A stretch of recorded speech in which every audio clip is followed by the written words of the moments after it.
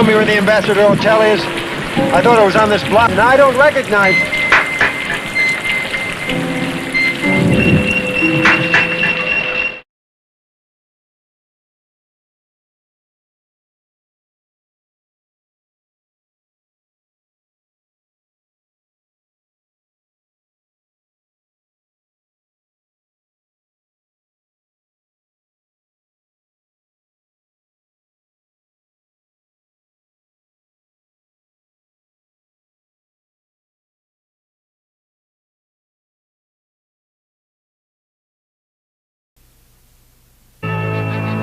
Hello, I'm KOSU General Manager Craig Beebe. Evan Tonsing, a 20-plus year listener to KOSU, is both a devoted supporter and avid volunteer. He is a retired associate professor of music at Oklahoma State University, specializing in cello, string bass, music theory, composition, and world music. Though Evan is recently retired, he remains active as a volunteer with KOSU, a volunteer with the Pawnee Tribe, and continues to teach a class for the Oklahoma State University Music Department. Evan, thank you for being with me today. Well, you're quite welcome, Craig. I mean, I feel sort of silly about it because I'm trying to make other people happy, and they don't have to respond necessarily to that. But I'm so glad to be of some help. I really am. Let's travel back in time to look at what sparked your interest in music. Well, that is a very difficult question. My father was a Lutheran minister, and my mother and my father were very particular about music. They wanted the highest quality music they could have in their services, and so naturally at an early age I was exposed a lot to J.S. Bach and others. And I did take piano lessons, although they weren't as successful as they might have been. I was always interested, and I even played organ a little bit. But then there was an experience, and that was when I decided half-heartedly to take up cello, but I heard this cellist play. And it was sort of like the road to Damascus, St. Paul on the road to Damascus.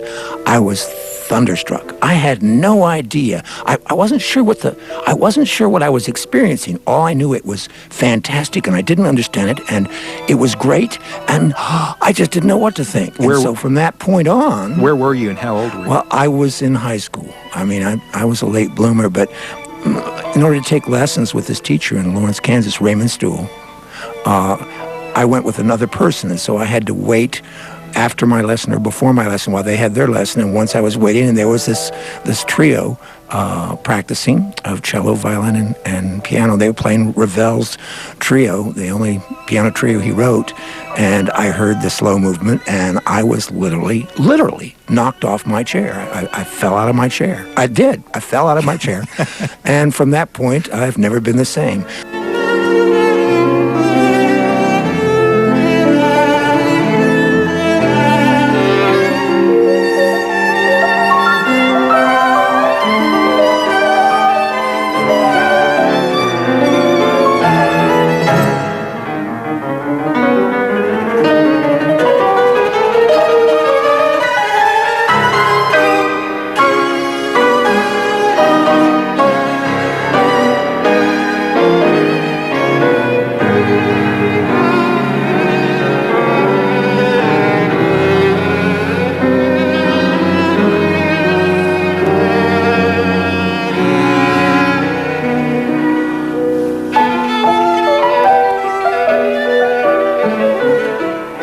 I've always loved music, but now, oh no, now it's a ruling passion in my life. I really respect it.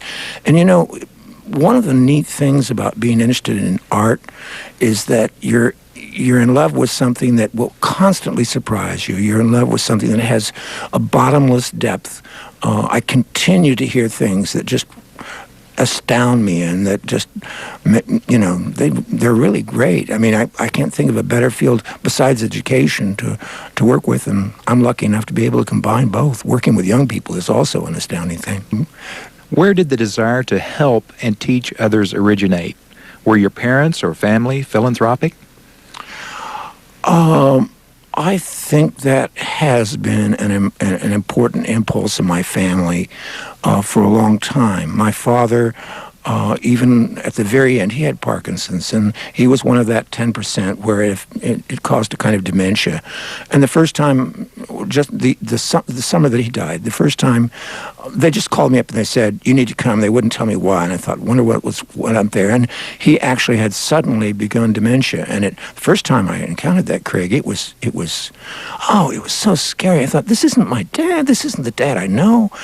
And on the way home, then I realized that his dementia was doing exactly what is his nature. He had this towel that he was pulling, and he said he was trying to produce money for high school students for scholarships for college. And he kept attaching the towel to one thing, and it wasn't long enough to stretch the other thing. Then he put the other thing on the other thing, and he kept doing that. But his motive was to help people. And I thought, it's still my dad. He's still the same person. He always wants to help. So maybe it's from that. But there are other reasons for helping, and I think I'll get to those later. Everyone has the opportunity to answer this question at different stages in their life, but at this stage in your life, what life lessons have you learned? Well, those life lessons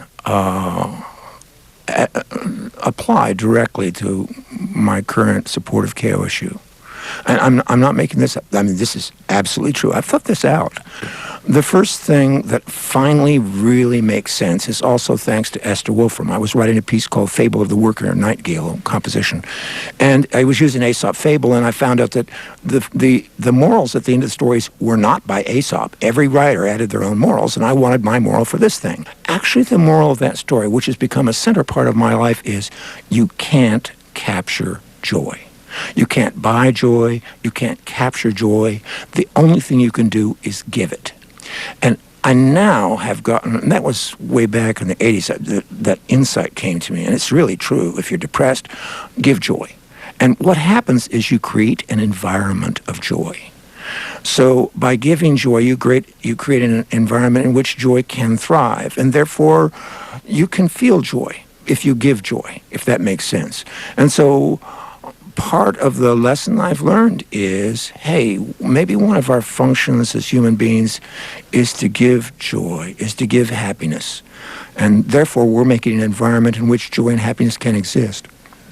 The second thing that I've gradually come to learn is that you have to take time in your life, a certain amount of time each day, or each week for sure, to think about your priorities, to think about the things that you value. Because if you're so driven by a schedule, as I was for many years, you never really took time to think about the things that are important to you, then almost everything you have to do receives equal energy. And while as a musician I want to make sure every note I play receives equal attention, equal love, and equal energy, in some ways you do need to make a priority of things that are value for you. And when you decide that something is of value, then I think the way to recognize that value is to nourish it. And so what I believe is KOSU, at least as far as I can tell, I mean, to me and from everything I believe about it, it's extraordinarily valuable to thousands of people in this area. And therefore, it should be nourished. I mean, if you don't nourish the things that are of value, then you're not doing your part in making this world a livable and better place. And so that's one of the lessons I've learned. And I really believe it from the bottom of my heart.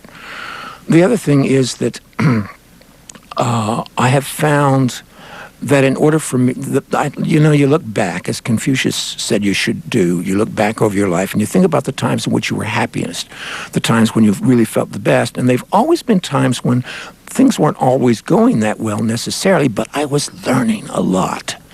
And one of the things I've started thinking about is I want to continue learning as long as I live, as long as my brain is capable of learning, because considering my intelligence level, that's really necessary. But there are other things too. Thank you, Evan. Evan, you've dedicated your life to teaching others the beauty and wonders of music. Your efforts in and out of the classroom have affected hundreds of lives. Your performance on and off the stage has been an inspiration to all. Thank you, Evan.